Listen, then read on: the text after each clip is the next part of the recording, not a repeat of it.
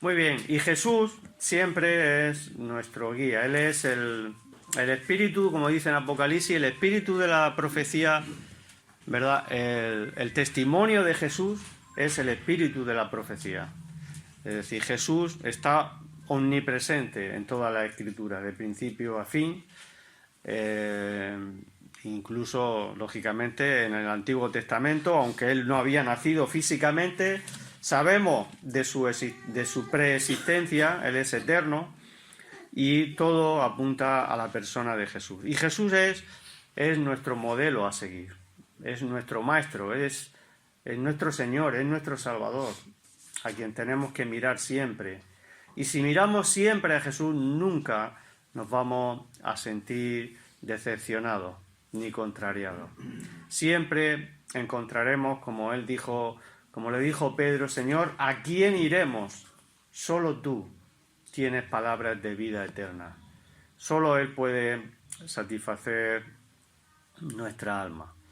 Estáis, creo que, estudiando el Evangelio de Marcos, así que vamos al capítulo 10, versículo 32, como he dicho antes, al 34. Así que dice así la palabra de Dios. Jesús nuevamente anuncia su muerte. Esta es la tercera vez que Jesús le dice a sus discípulos estas palabras o parecidas. Y dice así, versículo 32, que iban por el camino subiendo a Jerusalén y Jesús iba delante y ellos se asombraron y le seguían con miedo. Entonces, volviendo a tomar a los 12 aparte, les comenzó a decir las cosas que le habían de acontecer. He aquí subimos a Jerusalén y el Hijo del Hombre será entregado a los principales sacerdotes y a los escribas, y le condenarán a muerte, y le entregarán a los gentiles, y le escarnecerán, le azotarán, y escupirán en él, y le matarán. Mas al tercer día resucitará. Casi nada, ¿no? Vaya escenario que Jesús les presenta a sus discípulos. Muy bien, pues hay un refrán en español que imagino que muchos lo conoceréis también, que se suele decir, que dice así, que reza así: no dejes para mañana lo que puedes hacer hoy. No dejes para mañana lo que puedes hacer hoy. Y Jesús, como he dicho antes, es nuestro ejemplo a seguir, porque podemos aprender de él, incluso de su carácter, de su forma de ser, y de su carácter y su determinación, como en este pasaje, en el cual hemos leído. Vamos a ver que él ha relatado una situación difícil que le espera. Sin embargo, no lo vemos con miedo, no lo vemos con dudas, no lo vemos con pesar, sino lo vemos con una determinación firme de ir a por aquello que no era fácil de digerir, ¿verdad? Y por eso podemos aprender de su carácter y su determinación a la hora de afrontar las cosas, incluso aquellas cosas que son difíciles y que son desagradables, ¿verdad? Como él relata. Y le vemos que él iba, dice, subiendo por el camino, él iba delante de los discípulos, con una firmeza, andando. Y en esta ocasión, esta es la tercera vez que anuncia a sus discípulos su futura, como he dicho antes, cercana muerte, que le iba a acontecer, que le esperaba en Jerusalén. Les anuncia que él iba a sufrir de parte de los líderes religiosos y del poder civil en aquel momento, que era el imperio, la autoridad civil, que era el imperio romano. Eso era lo que le esperaba en Jerusalén. Iba a sufrir, no iba de vacaciones a Jerusalén. A nosotros generalmente nos gusta ir de vacaciones y pasarlo bien y vamos muy contentos, ¿verdad? Pero si supiéramos que vamos a un sitio a sufrir, pues seguro que no lo pensaríamos más de una, de dos y de tres veces. Y incluso si hemos hecho un viaje y en vez de ser un viaje maravilloso, lo hemos pasado fatal, se nos han complicado las cosas, qué mala experiencia y qué mal recuerdo vamos a tener de aquello. Sin embargo, vemos que Jesús sabía lo que le esperaba, sin embargo, estaba totalmente convencido y estaba decidido a ir adelante. Ellos, cuando Jesús hacía esta clase de anuncios, ellos no lo entendían bien. En este mismo evangelio, en el versículos capítulo 9, versículos 30 al 32, ellos mismos, Jesús les repite estas palabras, ya me imagino que lo habéis visto, y la respuesta de ellos en el versículo 32 es que ellos no entendían esta palabra, y además dice que tenían miedo de preguntarle. Es decir, Jesús les hablaba de un futuro muy oscuro y ellos no entendían aquello. Y no sabemos lo que quiere decir con esto, cuando todos esperaban que Él fuera ese Mesías triunfante que iba a reinar en Jerusalén. ¿Por qué? Porque Jesús había demostrado de sobra que Él era una persona que venía de parte de Dios, que Él tenía poder para hacer milagros. Jesús no era un cualquiera, Jesús no era un palabrero. Jesús, todos entendían y sabían que Él era el Mesías. Y si no era el Mesías, tenía muchas posibilidades de serlo, porque nadie podía hacer aquellas cosas que Él hacía. Nadie podía resucitar a un muerto, nadie podía devolverle la vista a los ciegos, nadie podía hacer andar a un cojo, nadie podía hacer a un mudo hablar, nadie podía expulsar los demonios como Él lo hacía. Nadie tenía esa autoridad si no venía de parte de Dios. Así que algo estaba claro, y es que Jesús era un ser especial. Venía de parte de Dios. Así que ellos probablemente intuían que podía ser el Mesías que ellos, los judíos, y que todavía siguen esperando, ¿verdad? Los judíos siguen esperando a su Mesías, porque rechazaron a aquel que dio su vida por ellos en la cruz, y dijeron, su sangre sea sobre nosotros y sobre nuestros hijos. Y tomaron la decisión de decir, crucifícale, suéltanos a Barrabás y a este lo crucifica. Así que rechazaron a aquel que venía a dar su vida y por eso ellos siguen todavía esperando a su Mesías con un carácter político, militar, que restaure el reino de Israel, y esa es la idea que ellos tenían y un poco la idea que tenían los discípulos también. Así que cuando Jesús les habla de que iba a morir, pues era algo que no entendían. Muy bien, no entraba en los planes, no encajaba en la idea que ellos tenían de su reinado como Mesías. Así que estaban un poco como perplejos ante esta situación. Incluso Pedro trató de persuadirlo de que evitara ese sufrimiento.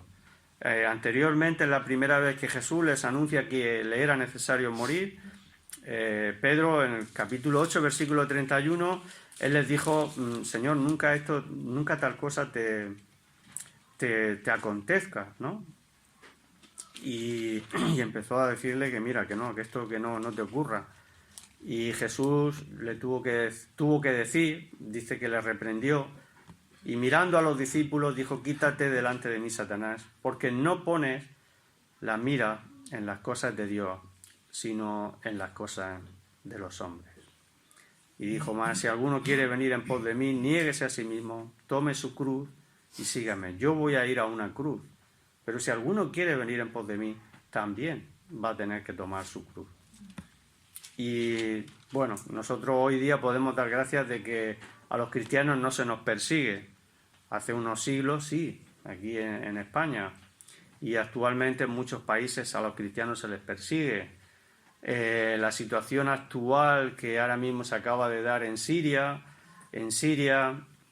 habían aproximadamente un 10% de la población que eran cristianos, y ahora mismo que ha entrado un grupo terroristas, que eran terroristas, islámicos, radical, pues una de las cosas que ya ha dicho es que les prohíbe reunirse. Y posiblemente van a ser perseguidos e incluso exterminados si es que no consiguen huir del país. Así que hay muchos lugares en la tierra donde a los cristianos todavía se les persigue. Los propios discípulos, todos ellos, según la tradición, murieron martirizados y algunos de ellos crucificados, porque era la forma en la que en aquel tiempo se ajusticiaba a los que las autoridades consideraban que merecían morir por cualquier causa, ¿no? Así que ellos también en muchos casos tuvieron que llevar su cruz, pero Jesús nos dice a nosotros que tenemos que llevar nuestra cruz, y nuestra cruz es una renuncia a nuestro propio yo, nuestro propio egoísmo, a saber afrontar las cosas con su ayuda y no buscar una salida que a nosotros nos viene bien, que nos interesa, o salir huyendo ante la más mínima dificultad, que es lo que ocurre en nuestra sociedad hoy día. Hoy día nuestra sociedad no quiere compromisos, no quiere ataduras, no quiere asumir responsabilidades, y ante la menor situación en la que tienes que saber aguantar y mantener la cuerda, ¿verdad? Sostener la cuerda, mucha gente abandona, sale huyendo o toma caminos que no son buenos. Y esa es la sociedad en la cual vivimos y nos encontramos. Pero Jesús desde el minuto 1 siempre les dice a sus discípulos la verdad, les advierte, les dice: mira, esto es lo que va a ocurrir, pero que sepáis que al final no es todo tragedia, ¿verdad? A todos nos gusta ver películas, y qué mal sabor nos deja una película que acaba mal, ¿verdad? Y yo no quiero volver a ver esa película. Yo quiero una película que acabe bien, que el superhéroe mate a los malos y se haga justicia, y al final termine con un beso de los dos, el héroe y la amada, y todos felices, ¿no? Todos nos gusta un poco un final feliz. Pero bueno, Jesús, es verdad, les dice que la cosa se iba a poner difícil y que iba a morir, pero que iba a resucitar al tercer día. Y esa es nuestra victoria. No solo nuestra victoria, sino la victoria de la humanidad, de todo aquel que cree y se acerca a Jesús con un corazón de querer escucharlo, seguirlo y obedecerlo. Así que Jesús le exhorta a Pedro diciéndole que no ponía la mira en las cosas de Dios, sino en las de los hombres. Y eso es uno de los grandes problemas de mucha gente, y que no entendemos, ¿verdad?, el propósito de Dios, el plan de Dios. Nosotros tenemos unos pensamientos. La Biblia dice que porque vuestros pensamientos no son mis pensamientos, dice Dios. Porque así como los cielos son más altos, así mis pensamientos son más altos que vuestros pensamientos. Nuestros pensamientos suelen ser muy terrenales, muy egoístas, muy materiales, muy apegados a este mundo, a este suelo, ¿verdad? Pero Dios tiene una visión mucho más alta, mucho más eterna, mucho más trascendental, mucho más importante. Y por eso le reprende a Pedro: mira, solo te estás fijando en que no me pase nada, en que no sufra ningún arañazo, pero tú no ves más allá, porque tú no ves más allá de la tumba, en este momento. Y ese es el problema también de esta humanidad y de nosotros, ¿verdad?, antes de venir al Señor, que solo mirábamos hasta la tumba. Por eso vamos a disfrutar a tope, ¿verdad? ¿Cuánta gente hay ahora? Vamos a disfrutar a tope, a la fiesta, porque esto es lo que nos vamos a llevar, ¿no? Suena esa expresión, ¿no? Esto es lo que nos vamos a llevar, esto es lo que vamos a disfrutar, porque todo se acaba en la tumba. Y esa es la cosmovisión de la mayoría de nuestra sociedad y de la gente en el mundo en el cual vivimos. Y esa cosmovisión puede también permear dentro de nosotros, incluso sin que nos demos cuenta, y nosotros imitemos, ¿verdad?, esa conducta, imitemos el mundo. Y Jesús le reprende: no pones la mira en las cosas de Dios, sino en las cosas de los hombres. Mira más allá, mira más allá. Y nosotros no vamos a entender el Evangelio, el mensaje de salvación, no lo podemos entender, el propósito de Dios para nuestra vida, Y finalmente no lo vamos a conocer a Él como un fiel y buen amigo que nos ama, que quiere ser nuestro Señor, nuestro Salvador. No lo vamos a conocer si solo tenemos una visión materialista de la vida. Si solo pensamos en los beneficios materiales que podemos obtener en esta vida. Si esa es nuestra visión. Si nuestro pensamiento fuera, ¿y yo qué saco de todo esto? ¿Qué saco yo, verdad, de ser cristiano, de hacerme cristiano, de asistir a la iglesia? ¿Qué saco yo de todo esto? De venir aquí todos los domingos, o los que podamos, ¿verdad? ¿Qué saco yo de la vida cristiana? Judas, que era uno de los discípulos, que vio los milagros, que acompañó a Jesús, iba con ellos, lo vio todo. Sin embargo, su mentalidad era a ver qué puedo sacar yo de todo esto. Y cuando vio y entendió que parecía que Jesús, por sus anuncios, no iba a ser esa clase de Mesías en el cual él pudiera ser el ministro de Hacienda, porque él era el que llevaba la bolsa, ¿verdad? Y dicen los evangelios que sustraía de la bolsa, y que él era codicioso y que él se enfadaba cuando aquel perfume de alabastro fue derramado sobre él y que se podía haber sacado dinero. Y dice el evangelio que no decía esto para ayudar a los pobres, sino porque él, si hay una venta, pues cogía dinero de ese dinero, ¿no? Que es básicamente lo que hacen los políticos hoy día. Los políticos, las comisiones, todas estas cosas, ¿no? Hacen grandes presupuestos, uno se cae de espaldas cuando escucha miles de millones de euros y dice, ¿pero dónde están esos miles de millones de euros? ¿Dónde están? ¿Dónde se meten? No los vemos traducidos en la vida cotidiana. ¿Dónde están? Pues esa es la excusa para luego ellos meter la mano. Y a nosotros nos entregan migajas, para justificar que se ha hecho algo, pero luego lo que es la molla, lo mollar, eso se justifica y se camufla y se va a paraísos fiscales a otro sitio. Ese es el mundo en el cual vivimos, tristemente, es así.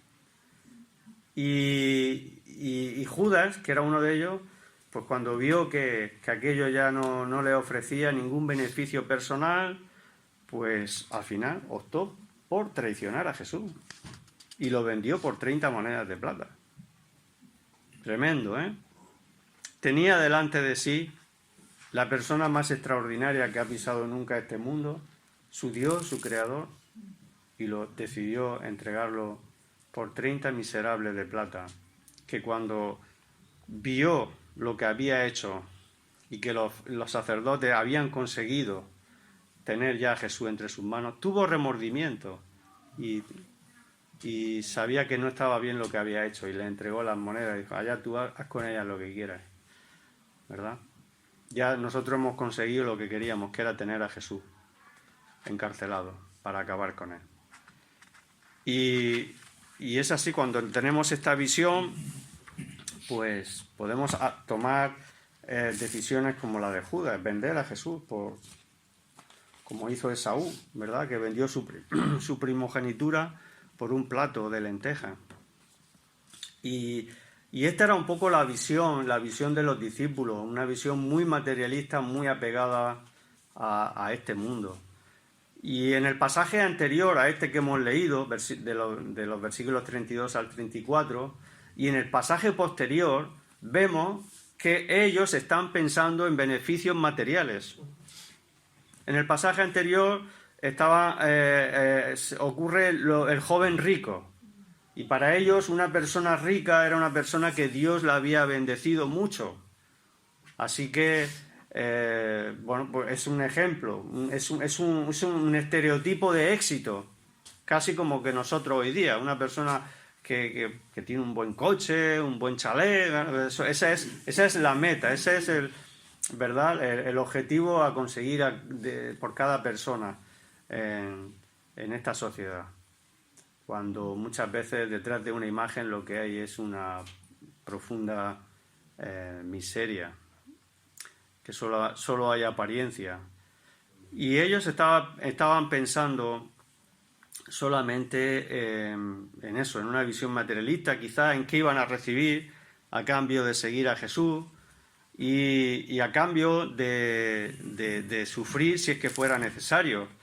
Ellos le dijeron a Jesús: Señor, nosotros lo hemos dejado todo, ¿verdad? Lo hemos dejado todo para seguirte. Y Jesús les dijo: bueno, pues no hay nadie que haya dejado tal cosa y que no reciba más en esta vida, y al final, como fruto de la vida eterna, al final también la recibirá. Y en el pasaje posterior vemos la petición de Santiago y de Juan: concédenos, ¿verdad?, en tu reino, que estemos uno sentado a la diestra y uno a la izquierda y otro a la derecha. Es decir, queremos ser tus ministros, ¿verdad?, en tu reino. Queremos que... Y en otro pasaje es la madre la que intercede para que sus hijos lo fueran, ¿no? Eso es lícito. Todos los padres queremos que nuestros hijos estén bien colocados, ¿verdad? Colocarlos bien. Así que la petición de esta mujer era normal. Pero todo esto nos hace ver que ellos tenían simplemente una visión muy materialista y que no llegaban a entender cuál era el propósito de Jesús al venir a este mundo. Y nosotros, que somos mejores, nosotros no, ¿no? Nosotros, eso no va con nosotros. Nosotros no tenemos esos pensamientos tan materialistas. Bueno, si quizás nosotros estamos pensando en qué nos podemos beneficiar o sacar provecho por venir a la iglesia o por tener una religión, si es que esa fuera nuestra mentalidad, es que entonces no hemos entendido nada de la obra de salvación que Dios ha hecho y que ha revelado en su palabra. Si piensas que por venir a la iglesia o llevar una vida religiosa y que al hacer eso crees que realmente no merece la pena porque no hay ningún beneficio material, sino más bien lo contrario, hay que emplear tiempo, hay que emplear bienes, hay que emplear muchas cosas. Si no hay ningún beneficio material y esa es nuestra visión, entonces, si esa es tu mentalidad, entonces tengo que decir, como me enseña la palabra de Dios, que tu corazón está lejos del reino de Dios. Tu visión sería muy corta, solo para este mundo. Tus intereses serían otros, no buscar a Dios, sino solamente satisfacer tu ego. Eso es lo que ocurrió cuando el joven rico fue a Jesús y aparentemente quería seguir a Jesús y le dijo: ¿qué me falta para heredar la vida eterna? Y Jesús le hizo ver que seguir a Jesús o obtener la vida eterna no podía conseguirla por sus obras, porque fuera una buena persona, y que él, lógicamente, al tener tanto dinero, amaba más sus bienes que el hacer misericordia. Y por eso el final de esta historia, de ese encuentro con el joven rico, fue que él se fue triste, porque realmente su corazón estaba puesto en otras cosas. Ahora, la vida cristiana tampoco es el otro extremo. No estamos hablando de negación, estamos hablando de que no hay que de tener una visión materialista de la vida cristiana, ¿verdad? Pero tampoco es el otro extremo. El otro extremo es que hay que vivir afligido, como que hay que vivir una vida austera, casi de flagelación, de renuncia, casi de resignación, ¿verdad? O de victimismo, o una vida aburrida. Eso tampoco es la vida cristiana. No es eso. Jesús dijo en los versículos 29 al 30 de este capítulo que no hay nadie que haya renunciado, ¿verdad?, que no reciba más. Es decir, que Jesús lo que ofrece es todavía más de lo que estamos dispuestos a renunciar.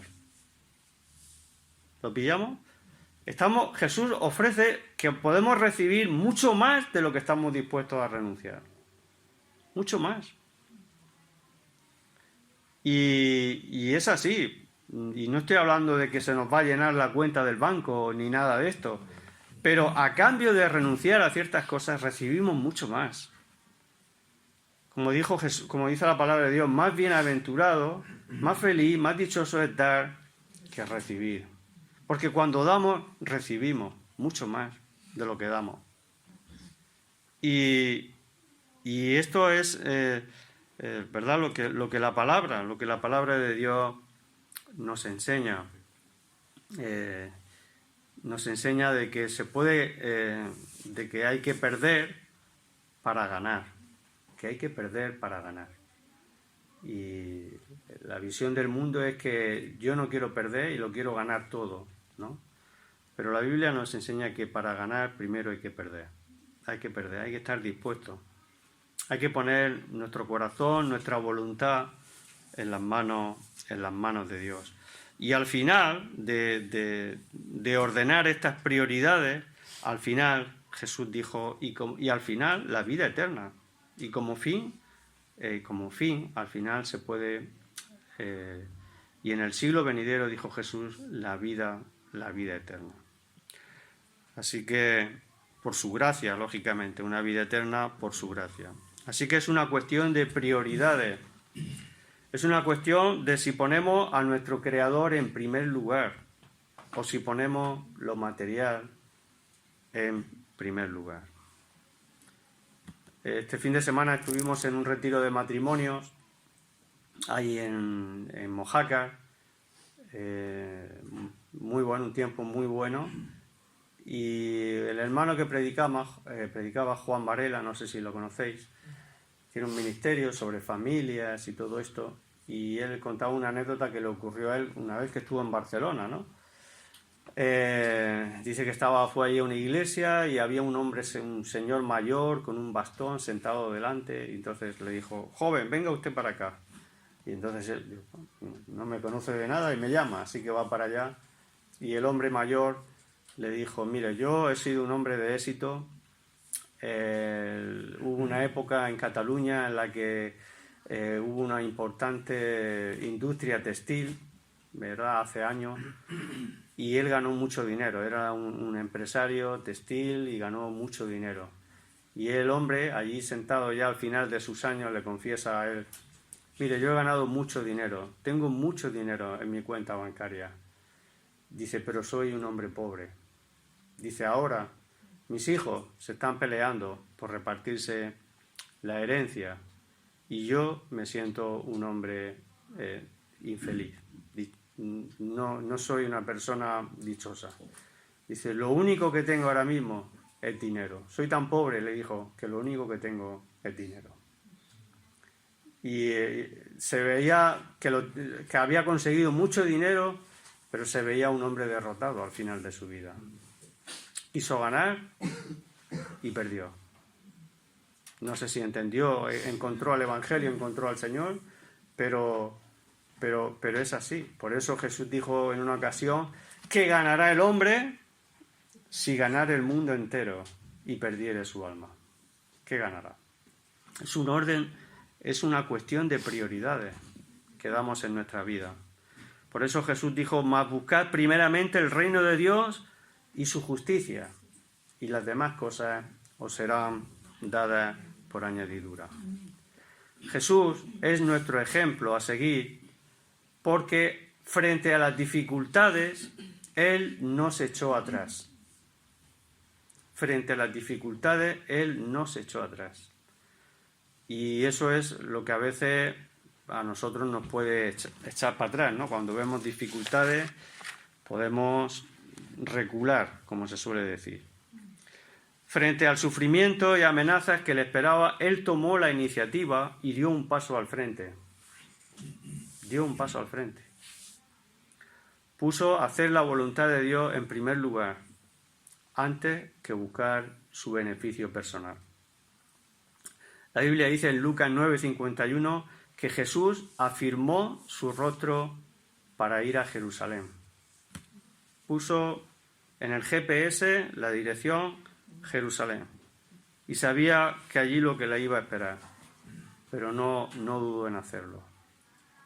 Jesús iba delante de los discípulos, según el versículo 32, dice que iban por el camino subiendo a Jerusalén, porque Jerusalén es una ciudad que está a 800 y pico metros de altitud sobre el nivel del mar. Es una continua, está en un continuo plano ascendente y está a esa altura. Así que Jesús iba el primero, iba en cuesta arriba, ¿eh? Él era el guía de la expedición senderista. No sé a cuántos de vosotros os gusta el senderismo. ¿Os gusta salir de vez en cuando a la montaña, hacer senderismo? A mí también, me gusta mucho. El problema es que no tengo tiempo de hacerlo, pero me gusta. Jesús iba el primero, él era el guía. Y los demás dice que le seguían.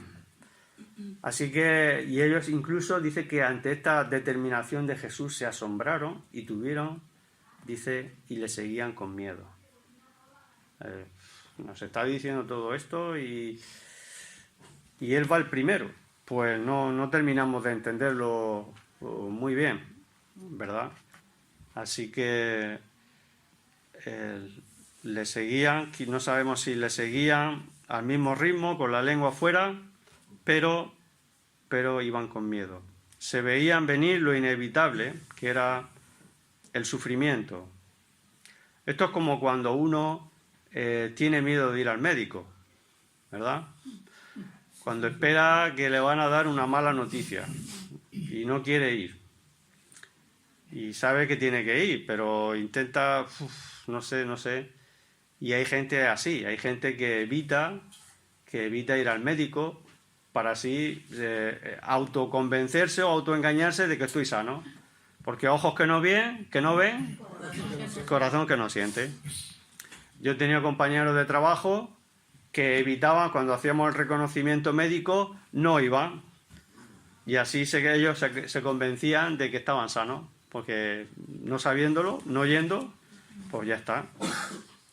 Y así, ¿no? Así puede ocurrir, ¿no? Podemos intentar evitar ir al médico para no querer oír malas noticias. ¿Y qué pensamos nosotros que es mejor? ¿Evitar saber la verdad o afrontar la verdad, aunque sea dura, e intentar solucionar el problema lo antes posible? Lo segundo mejor, ¿no? Lo segundo. Claro. Hay gente que no quiere saberlo y dice, bueno, pues si es un cáncer, pues ya está, ya me moriré. Pero no, lo lógico es saberlo cuanto antes, porque cuanto antes lo sepas, antes lo puedes solucionar. Antes que el problema sea mayor, ¿verdad? Afrontar lo inevitable. Hay que afrontarlo. Y para eso se necesita determinación, carácter, firmeza, ¿verdad?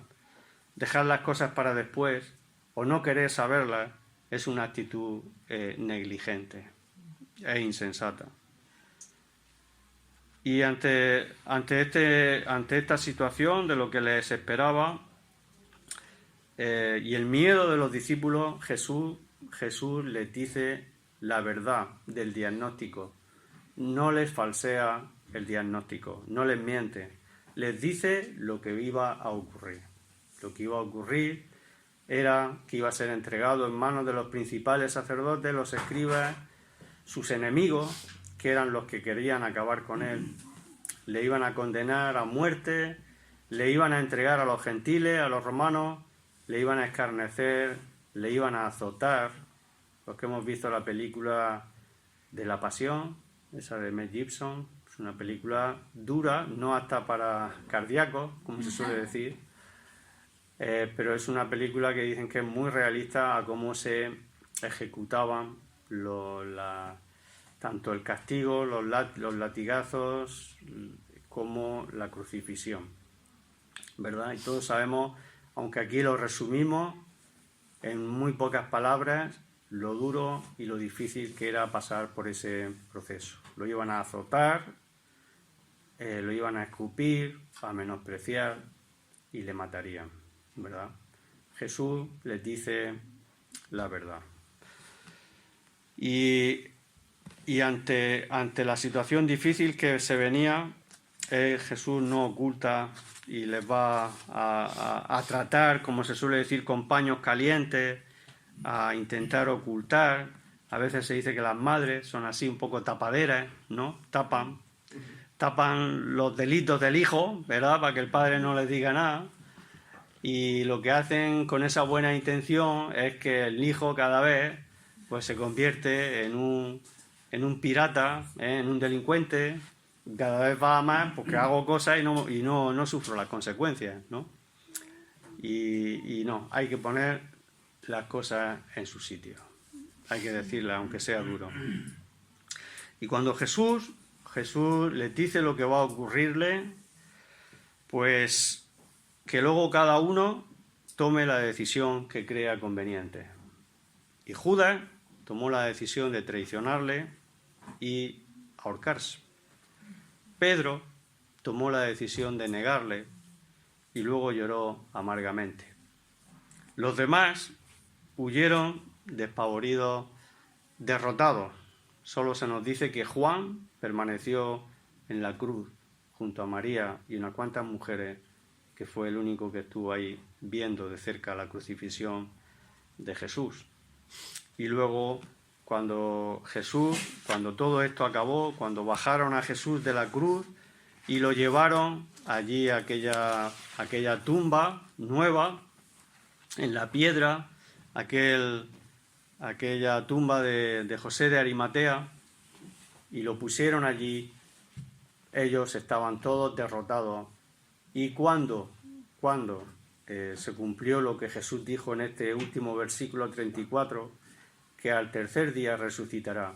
Cuando Jesús resucitó, muchos de ellos no terminaban de creerse. Por eso el relato de la crucifixión es tan veraz, porque los supuestos mismos que lo inventaron, como algunos dicen, que fue una historia inventada por los discípulos, por los seguidores, ellos realmente no lo creían, no estaban convencidos de que eso fuera así. Y ellos no tenían tampoco la autoridad de revertir esa situación. Ellos estaban bajo el poder de Roma y ellos no podían entrar a la tumba y robar el cuerpo ni nada de esto. Ellos estaban llenos de miedo, asustados y dudando de que Jesús realmente hubiera resucitado. Así que esta fue la reacción de ellos. Así que Jesús es nuestro modelo, porque Él, como hay una palabra que seguramente muchos la habéis escuchado, se ha puesto de moda, Él no procrastinaba, ¿verdad? No sé si hemos escuchado esa palabra, procrastinar, ¿verdad? Procrastinar dice que viene del latín procrastinare, que significa dejar para otro día las cosas que sabes que tienes que hacer en el presente. Y eso básicamente habla este pasaje. Jesús sabía lo que tenía que hacer, no dudó ni un momento y por muy difícil que fuera, tomó la decisión firme de ir a por ello. Aunque todo se pusiera en su contra, porque hizo lo que tenía que hacer. Y hacer, como he dicho al principio, hacer lo que tenemos que hacer es cuando sabemos que es lo correcto, estamos actuando de acuerdo a la voluntad de Dios. Cuando sabemos que tenemos que hacer hoy lo que no podemos dejar o no debemos dejar para mañana. Es un ejemplo en ese sentido. ¿Era agradable para él? No. ¿Acaso él era un mártir que estaba dispuesto a morir así haciéndose la víctima? No. ¿Acaso él se quería suicidar? No. ¿Pedro quiso evitarlo? También no. Ninguna de estas cosas eran así. Pero él no podía permitir que nada ni nadie se interpusiese en su camino hacia la cruz. No podía permitir que eso fuera así. ¿Por qué? Porque allí en la cruz se iba a decidir el momento más importante de la historia de la humanidad. Su camino hacia la cruz. Y ese momento más importante de la humanidad era ganar la salvación para todo aquel que en él cree. Y todo aquel que le reciba como su Señor y Salvador. En esa cruz iba a ganar el destino de la humanidad. Se decidiría en su sacrificio por nosotros el destino de la humanidad. Se iba a decidir el destino de la humanidad. En esa cruz se iba a conseguir la victoria sobre el mal, sobre el pecado, sobre la muerte, sobre el mismo Satanás. Todo eso se iba a librar en esa cruz. Y Él vino precisamente a este mundo para eso. Él dijo que el Hijo del Hombre, ha venido a buscar y a salvar lo que se había perdido. Él vino también, como en estos días se recordarán, que vamos a celebrar una Navidad. ¿Para qué vino Jesús? ¿Para celebrar una Navidad? No, como Él dijo en Lucas, en el Evangelio de Lucas, en su nacimiento, porque Él salvará a su pueblo de sus pecados. Así que para eso vino Él. Y por eso nada ni nadie podía detener que Él fuera con determinación hacia la cruz. Por eso es un ejemplo para nosotros. No solamente porque es un ejemplo, sino porque nuestra salvación, que nosotros podemos disfrutar, la seguridad de la vida eterna, de que hemos sido perdonados, de que hemos sido salvados, de que nada nos podrá separar del amor de Dios que es en Cristo Jesús, ni la muerte, ni la vida, ni nada nos podrá separar de su amor. Todo eso fue ganado por Él allí en aquella cruz para nosotros. Y es un regalo para todos los que estamos aquí. Mi pregunta es si Él es tu Salvador también. Si todos los que estamos aquí hemos experimentado esa salvación y ese perdón de pecado que Él ganó con su muerte, con su vida, con su entrega allí en la cruz de Calvario. Pues que Él bendiga su palabra y que podamos siempre amar y conocer más a Jesús y seguirle en el camino, por muy difícil e incomprensible que muchas veces sea para nosotros. Que a Él sea la gloria. Amén.